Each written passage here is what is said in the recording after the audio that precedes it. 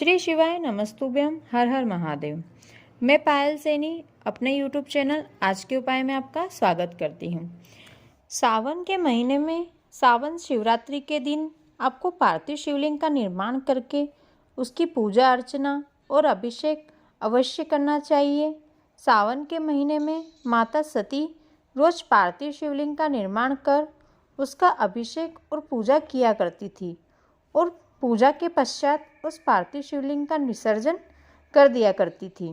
जैसे भोलेनाथ को माता सती अत्यंत प्रिय थी, वैसे ही यदि सावन में रोज पार्थिव शिवलिंग बनाकर उसकी पूजा और अभिषेक आप अपने घर पर करते हैं तो आपको भी शिवजी की विशेष कृपा प्राप्त होती है। यदि सावन में आप रोज पार्थिव शिवलिंग नहीं बना सकते हैं तो सावन की शिवरात्रि पर अवश्य पार्थिव शिवलिंग का निर्माण करना चाहिए और उसकी पूजा और अभिषेक करना चाहिए।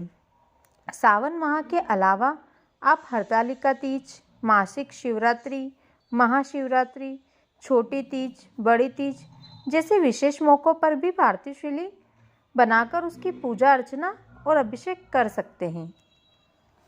आज की कथा में पूज्य गुरुजी ने पार्थिव शिवलिंग का विसर्जन कैसे करना चाहिए इससे जुड़ी कुछ विशेष जानकारियाँ बताई है जो आज इस वीडियो के माध्यम से आपके साथ शेयर करने जा रही हूँ। तो जानकारी को जानने के लिए वीडियो को अंत तक अवश्य देखें। सबसे पहली आपको पार्थिव शिवलिंग का विसर्जन कैसे करना चाहिए। जब भी आप पार्थिव शिवलिंग का विसर्जन करने जा रहे हैं तो जिस पात्र में या जिस बर्तन में आपने शिवलिंग का पूजा और अभिषेक किया है उस पात्र को ऐसा ही लेकर किसी नदी या घाट पर जाएं और विसर्जन करते समय शिवलिंग की जराधारी अपनी ओर रखें।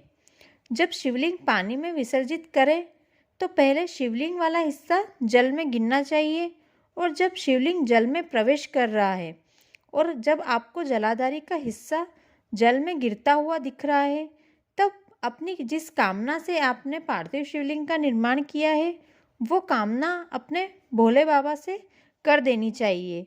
अगली शिवरात्रि तक आपकी वो मनोकामना अवश्य ही पूर्ण होगी। दूसरी बात, क्या आप पार्थिव शिवलिंग का विसर्जन अपने घर पर कर सकते हैं? तो आज की कथा में गुरुजी ने बताया है कि आप पार्थिव शिवलिंग का निर्माण करें और यदि आपके पास आसपास कोई नदी या घाट नहीं है और आप किसी नदी में विसर्जन करने नहीं जा सकते हैं तो आप अपने घर पर ही किसी बर्तन में साफ स्वच्छ पानी भरकर पार्थिव शिवलिंग का विसर्जन उस बर्तन में कर दीजिए और वो जल किसी वृक्ष की जड़ों में डाल दीजिए। उस वृक्ष में बाबा महाकाल की शक्ति और ताजगी आ जाएगी। जब भी उस वृक्ष के नीचे उसकी छाया में कोई बैठेगा तो बाबा महाकाल की कृपा उसे प्राप्त होगी। पार्थिव शिवलिंग का विसर्जन कब करना चाहिए?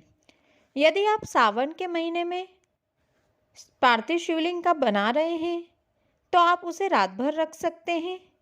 इसके अलावा आप हरतालिका तीज, मासिक शिवरात्रि, महाशिवरात्रि, बड़ी तीज, छोटी तीज जैसे किसी विशेष मौके पर या त्यौहार पर पार्थिव शिवलिंग का निर्माण करते हैं तो आप रात भर रख सकते हैं। अन्यथा यदि आप किसी विशेष मौके के अलावा किसी साधारण दिन यदि पार्थिव शिवलिंग का निर्माण करती हैं तो उसका विसर्जन सूर्यास्त से पहले आपको कर देना चाहिए। उसे उस दिन रात भर नहीं रखना चाहिए। वीडियो को अंत तक देखने के लिए धन्यवाद। वीडियो अच्छा लगा हो तो वीडियो को लाइक और शेयर करें। कमेंट में हर हर महादेव लिखें। साथ ही चैनल को सब्सक्राइब कर लें। धन्यवाद।